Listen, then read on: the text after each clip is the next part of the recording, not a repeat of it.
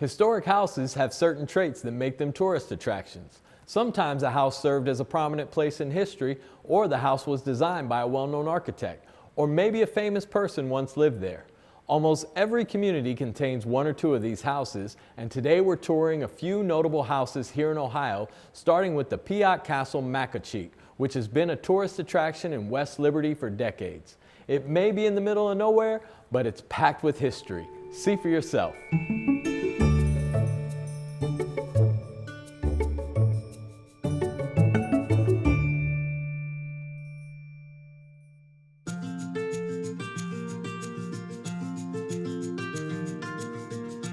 We're out in Ohio farm country, south of Bellefontaine, a rich agricultural area. And we've seen farmhouses and barns, but we're stopping at a really interesting place that looks like nothing else. It's called Makochik Castle, and there's quite a story behind this building. I think we'll have a pretty interesting visit.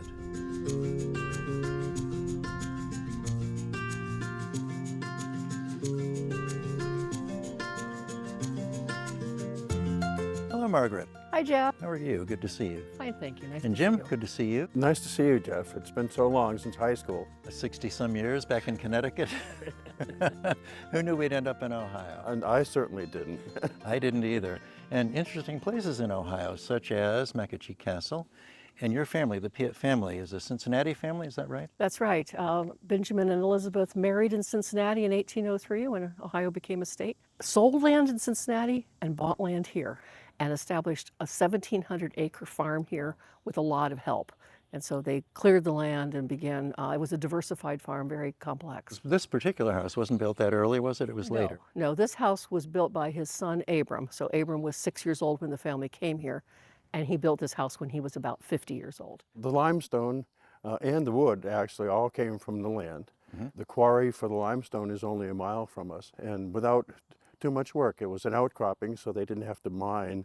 They could just go into the hillside and get it out. It took a lot of time. It took them 7 years to build the house. What year? 1871. 71, okay. And it changed over time, I'm assuming. There might have been adaptations, additions. Very little change, really. What changes are the objects that people of each generation use. Makes sense. And you'll see an array of those. So we don't have it restored to one time period. We have objects from multiple time periods. Well, I'd love to see more. The interior has to be fascinating given the exterior. So I understand you can take me on a tour. I'd love to. And Jim, you've got some work to do. I do. To keep the place going. I will say hello again before you We'll leave. see you later. Lead the way.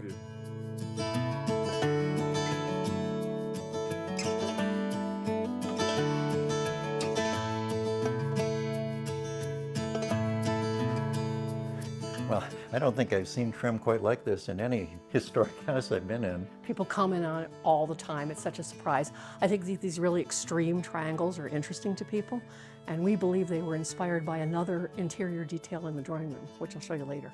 And this room is what? Well, I see books. The library. The office and library, this section of the house was really all about Abram. Abram was a farmer. He was a progressive farmer, published materials about farming, and also was very involved in the Grange. So this gave him a place to do the accounting and also to study. So there was another castle, another house. There was. By another name, well, a similar name. Makochik is this one, Makochi is the other one, both derived from the Shawnee name for this place. And Abram and his older brother Don had been children when they moved to this land. Then in mid-age, they each built these mansions just a mile apart. And the other house, Makochi, is owned by somebody else now? It's not in the Piat family. That's true. Actually, that's happened more than once. So after Don died, his widow sold the home. Many other people had it. My parents and uncle purchased it in the 1950s, and we ran it for 60-some years. And then in 2019, we sold it to a family who was doing a wonderful job restoring it. Well, I'd love to see more. Let's go to the drawing room. Okay.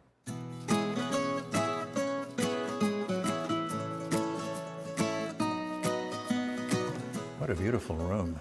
It's a wonderful space. The drawing room, of course, would be where you would go and enjoy company after dinner or have family weddings, funerals, Christmas parties, all sorts of things. The parquet floor, made out of multiple types of wood and put in interesting geometrical shapes, is one of its real features. It really is beautiful. And I can see where the diamond design may have come from that was in the library. You can Yes. see Yes. it's almost like a cathedral in here. It is. It has these wonderful Gothic arches that then take your eye to the ceiling where you find a frescoed garden. It is done. spectacular. It's really beautiful. This is a big case full of interesting artifacts. This case, this cabinet, changed the story of his family's life because this was brought in when it became a museum in the early 20th century. Abram's son William collected these pieces over the course of many decades. He found a lot of them here on the farm. He purchased others. Others came later. Well, this is an interesting, fascinating display case, but it's a well-furnished room. There's more to see. There's lots of furniture. And these pieces come from different time periods belonging to different generations. Well, there's a chair over here made of horns, is that right? That's right. According to our records, it was made in San Antonio, and we're not sure who bought it or when they got it, but it was photographed in this room in 1916. And it was part of the original souvenir booklet when this first became a museum. It's wonderful to know that these kinds of chairs became extremely popular in the early 20th century and came to be associated with Teddy Roosevelt. Well, I'm guessing something with that many horns probably would have had to come from Texas. Yeah. Well, what else is there? There's lots more to see here. Well, we have the cherry sideboard that belonged to Benjamin and Elizabeth, her second piano from Boston from the 1940s. The portraits near us are of Elizabeth and Benjamin, his mother and father, and they were a fascinating pair of people who never lived in this house, never saw this house. They lived in a modest log home nearby, but with these nice objects in it. Well, there's a nice group here of what looks like original furniture. Yes, this is a parlor suite, the type of style popular in the late 19th century. Before Abram died, when he and Eleanor lived here, that's how this room would have been furnished, with pieces like this. This has been a wonderful tour of the first floor. The library was wonderful, and this is even more spectacular here in the drawing room. But there must be something upstairs. There's an upstairs with bedrooms and other collections. The upstairs tells the story of the next generations. Let's go learn that story. Very good.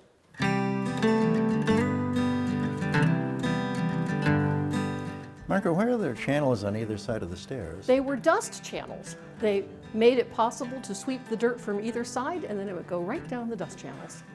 Using gravity to help clean the house. I love it. Popular for later generations as a place to race cars.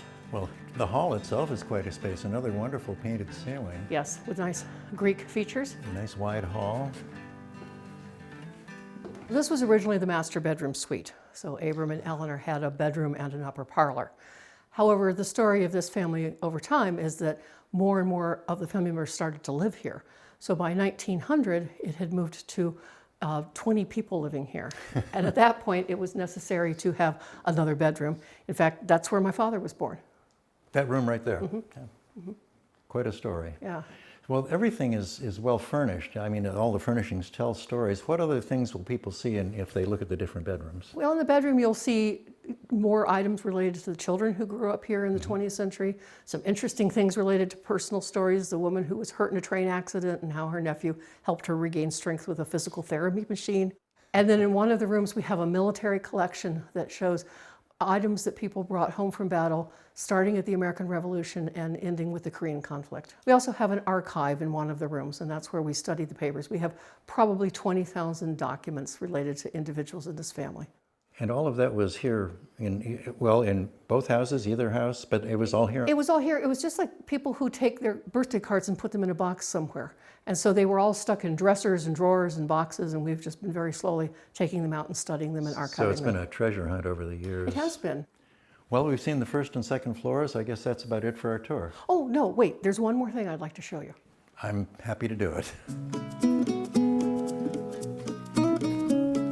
Hello again, Jim. Hello, Jeff. How was your tour? It was terrific. What a house. Isn't it amazing? It is. It's just remarkable. So tell me about the tower. It's such a big feature on the building. It is a big feature, and they used it to demonstrate some of their stone work. You'd see the capitals over each window are different, but it has no real function other than part of the building as a tower. So you didn't look for enemies approaching over the fields, that sort of thing? No, I don't These were think there were different any. times. So the legacy here is just remarkable, and it's fallen to you as a member of the family to make sure this continues. How have you done that over the years? Well, we did it ourselves for a long time, but 25 years ago, we created a nonprofit foundation called the Mackachik Foundation, and through it, we raise money for educational purposes. And so this space we're in is a perfect example. We use this all the time as a workshop space. It's a great place for kids to come. Jim actually teaches them how to chisel limestone. We're always working to connect disciplines and particularly the relationship between art and nature. That sounds like a really good series of programs. So you have various programs, various functions. You could host weddings, for example? We do host weddings. We host birthday parties. We hold special events throughout the year that are free, and we also then do school and youth programs, adult groups, and almost anything somebody wants that we think we can manage to make happen. Well, thanks very much for a great tour. I loved seeing the place. It was a pleasure to show you. Jim, good to see you Always again. great to see you, Jeff. Thanks so much.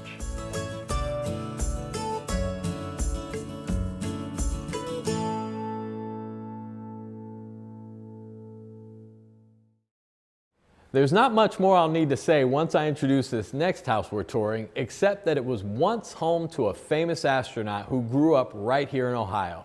We head now to the John and Annie Glenn Museum in New Concord, where the tour is beyond this world.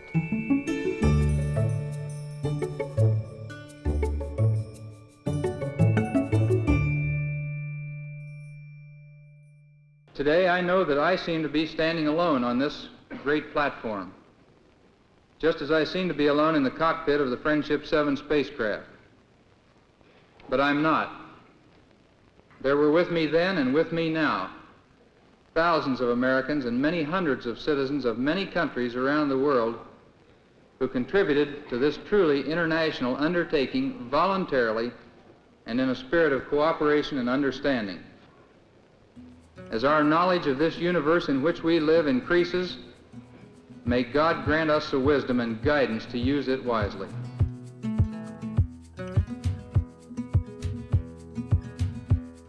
Traveling to any museum, there are countless items on display, but a lot of times they have things in their storage or in their vault that the public doesn't usually get to see.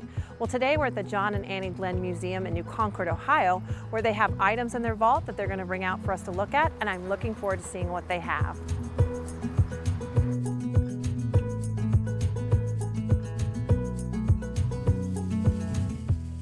Well, hi, Hope. Hi, welcome to the John and Annie Glenn Museum. Well, thank you so much for inviting me to look at some of the items you have here. But before we take the tour, can you tell me a little bit more about this house?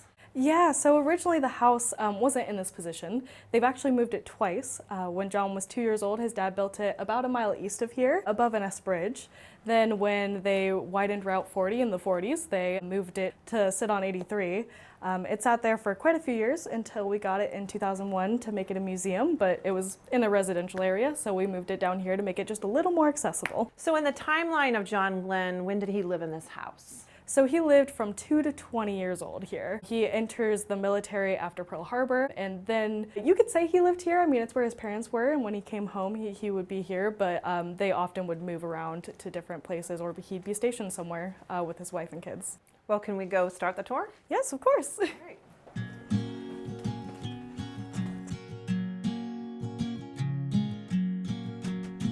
So welcome to the master bedroom. So this is where Mr. and Mrs. Glenn would stay, John's parents. And the few things I want to show you in here, Mrs. Glenn's rocker. She was a really great seamstress. She did a lot of sewing. And so this rocker has this nifty little compartment here that held all of her stuff. And the reason it has the knitting on there is we're set up to 44. So she's actually knitting bandages for the Fletcher Hospital over in Cambridge. She would get the thread from the Red Cross and she would knit as much as she could to keep them stocked up. Why is it so short? So this is actually really helpful. When she was hemming skirts, she wouldn't have to bend over as far to get to the bottom of them. So it put her down a little lower. It might be a little awkward to get in and out of, but it was really convenient for what she was using it for.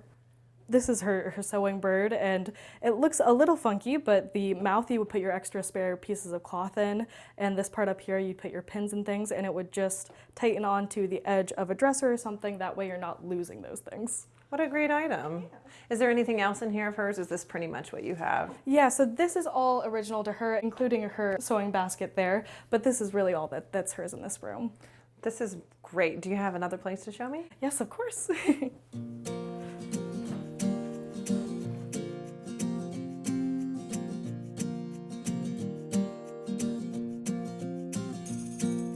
So now we're in John Glenn's boyhood bedroom. There are quite a few interesting things in this room, first of which is the typewriter there.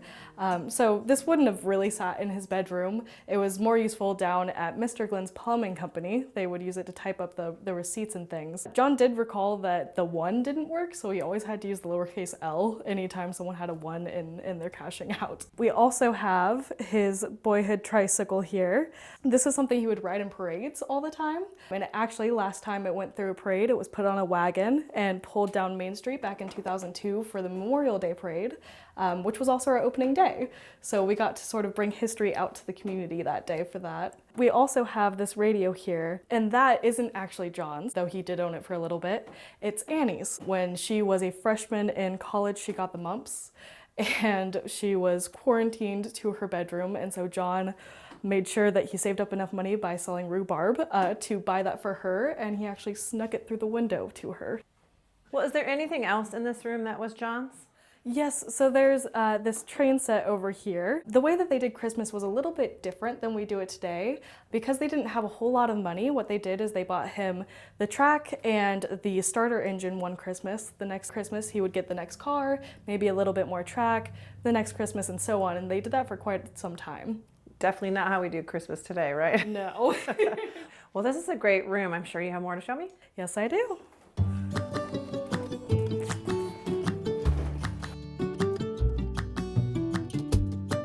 So this is our Annie gallery. It's the newest gallery in the museum. This was our COVID project, but we do have her wedding dress here and his marine blues that he wore. It is a pretty simple dress. Was that kind of the time? Yes, yeah, she didn't feel like she was in a position, especially during World War II, to really be extravagant with the way that she did her wedding. They actually had a ceremony in her church, and then their reception was just in her parents' garden. Now, did Annie ever live in this house? No, she didn't, but we felt that it was important to honor her memory, and it was important to tell the story of Annie Glenn in the John and Annie Glenn Museum, and so we added this in for her. Yeah, she was a very important figure in his life. Mm-hmm. So do you have some items here to show us then? Yes, I do. One of them is this lovely little dish. Annie actually made it, but the change in it is, weirdly enough, John's actual pocket change. This is where he would come in and set his change every day when he came home.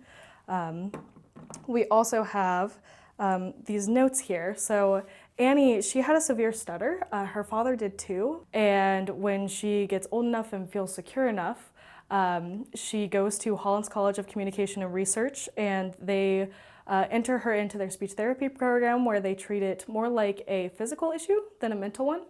And so we have some of the notes that she took during this. And this one specifically talks about the different words that she tended to stutter over, words she might have to find a synonym to use. One of the first things she did once she got through that entire program is she called John, and he was just sobbing on the other end with joy because he knew how hard it had been throughout their life for them. So it really helped solve the problem to go do that? Yes, it really did.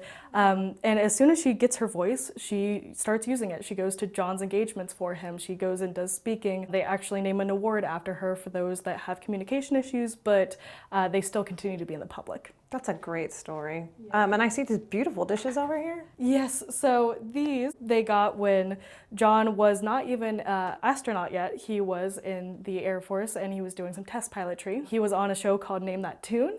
With Eddie Hodgins was his partner there, but they actually won. So they won $25,000. In today's money, it's $134,000 that he took home. Wow. Yes, so what he does is he buys Annie an organ for their home because she loved to play the organ. And with the leftover money, he buys her their first set of good dishes. And so that's what those are. I feel like I have a good snapshot of their life together. Do you have anything from his space career? Oh, I absolutely do. All right, let's go see it.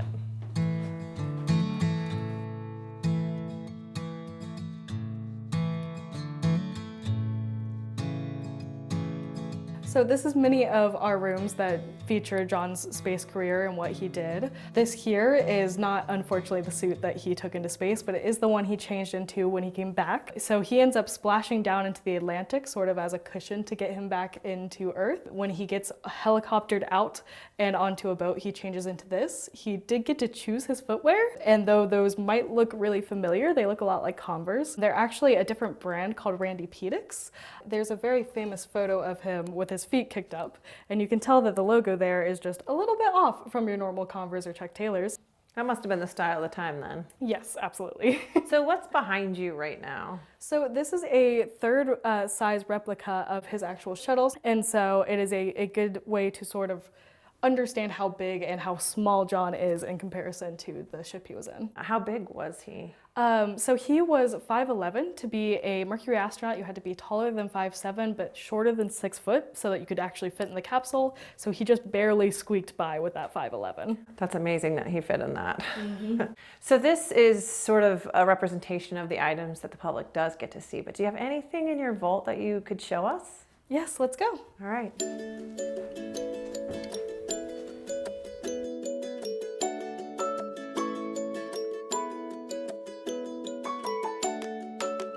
So this is another gallery that deals with John and his space career. And the thing I wanted you to look at first in here are these little wires in this case. And they're really unassuming, but they were really important when it came to monitoring his vitals during all of his training and during his orbits. But to have that data be accurate, they actually had to place them in the exact same place every single time. And so what they did is they tattooed little dots onto John as to where they went. When we first opened, John came to a volunteer luncheon and someone even asked him if he still had those tattoos. He said he absolutely did. So they lasted. They were the only ones he had. He didn't have I Love Annie or anything, but just those dots. That's a really interesting story. Now, I see a globe here. Can you tell me a little bit about that? Yes, so this is the thing that we pulled out of our vault for you. And what it is it's a globe that's marked with his 3 orbits. John, or a colleague of his, marked it so that his family here in New Concord would know where he was and be able to visualize where he was when he was orbiting. The really nifty thing about this globe is his takeoff and touchdown points are really accurate. So they sort of knew ahead of time where he was really going to land, and they marked that pretty well. How did you get a hold of this piece? So this was donated by the Glenn family, along with a lot of those original pieces that we have from them. Other pieces we have in the museum were just the community coming together to support us. Some came from Ohio History Connections, just from all around.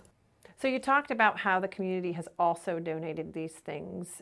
Do you have items that you're still looking for in your collection? Yeah, we're happy to take anything that anyone's willing to donate to us. We do have tons of newspapers and signatures, but if you have a physical item from John or his life, that is always really helpful. We're happy to add things into our exhibits. Now, you're obviously open to the public to look at the museum, but what are some other events that you do in the community?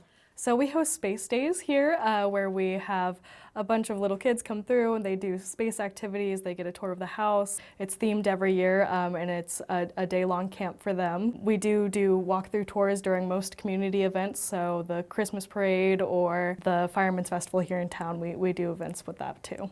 Now, why is it so important, do you think, to sort of hold the legacy of John Glenn here?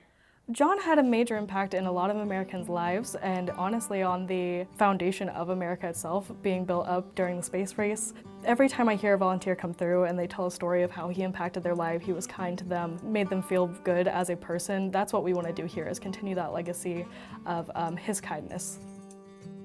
Well, thank you so much, Hope, for showing us around the museum and bringing something out of your vault. I hope people come for themselves to see all the great items that you have.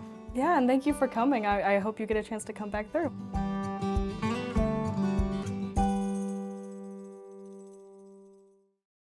Houses can come in all shapes and sizes, even though the bigger ones tend to get more attention. German Village here in Columbus is packed with houses of all varieties, which led one viewer to inquire which one was the smallest. Let's see if Curious Seabus can track it down.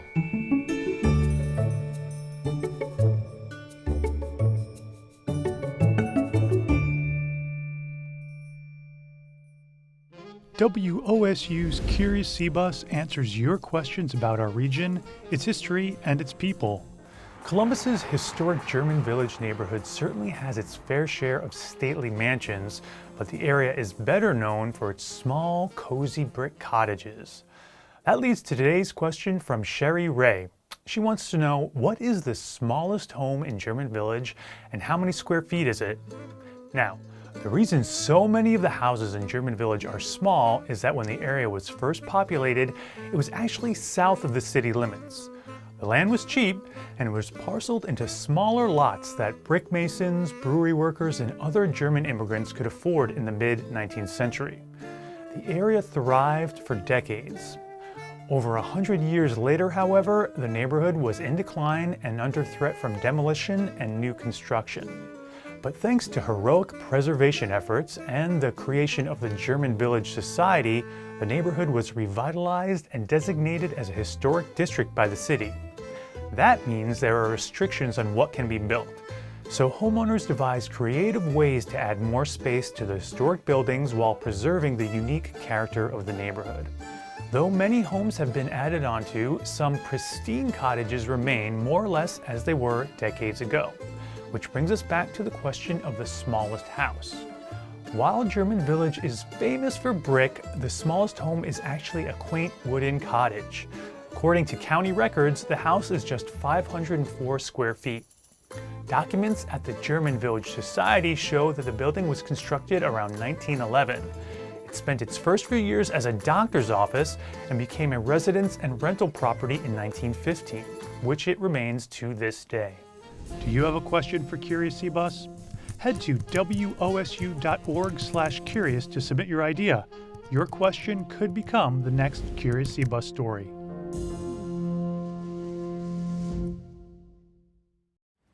Thanks for being with us, and remember you can catch all our episodes on YouTube or columbusneighborhoods.org.